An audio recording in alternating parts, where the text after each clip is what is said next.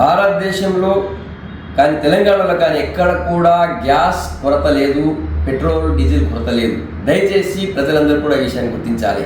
కానీ కొంతమంది కావాలని ఏదో దేశంలో మొత్తం గ్యాస్ కొరత ఏర్పడింది, హోటల్ మూసేస్తున్నారు చెప్పి ప్రచారం చేస్తున్నారు.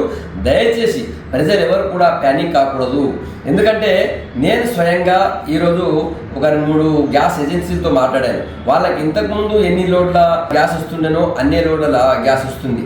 కానీ ప్రజలు ప్యానిక్ అయిపోయి వాళ్ళకు అయిపోకముందే వాళ్ళు బుక్ చేసి ఎక్కువ బుకింగ్స్ చేసి ఎక్కువ డిమాండ్ క్రియేట్ అవుతున్నారని పరిస్థితి వస్తుంది. నేను ఒక ఏజెన్సీతో మాట్లాడితే వాళ్ళకి రోజుకు 9,000 సిలిండర్ల డిమాండ్ ఉంటుండే, బుకింగ్ ఉంటుండే. కానీ ప్రజలు భయపడిపోయి ఒకసారి రోజుకి 20,000 సిలిండర్ల బుకింగ్ చేస్తున్నారు.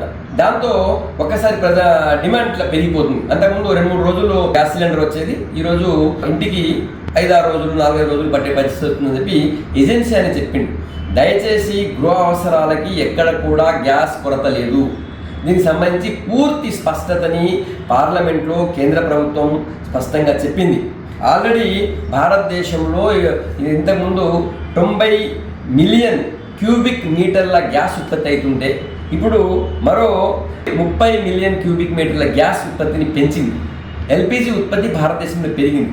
ఇది కాకుండా 75% క్రూడ్ ఆయిల్ని, చమురు ఉత్పత్తుల్ని మనము స్ట్రైట్ ఆఫ్ హార్మూజ్ కాకుండా వేరే ప్రాంతాల నుంచి కూడా తెచ్చుకుంటున్నాం. అన్నిటికంటే ముఖ్యంగా స్ట్రైట్ ఆఫ్ హార్మూజ్లో ఇరాన్తో భారతదేశ విదేశాంగ మంత్రి జరిగిన చర్చల వల్ల స్ట్రైట్ ఆఫ్ హార్మూజ్ నుంచి వేరే దేశం నుంచి వేరే దేశాలకు సంబంధించిన ఒక్క షిప్ కూడా బయట రానియలేదు.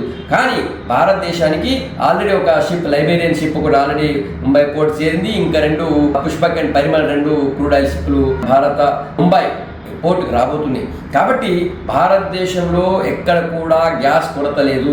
దయచేసి ఎవరు ప్యానిక్ కావద్దు.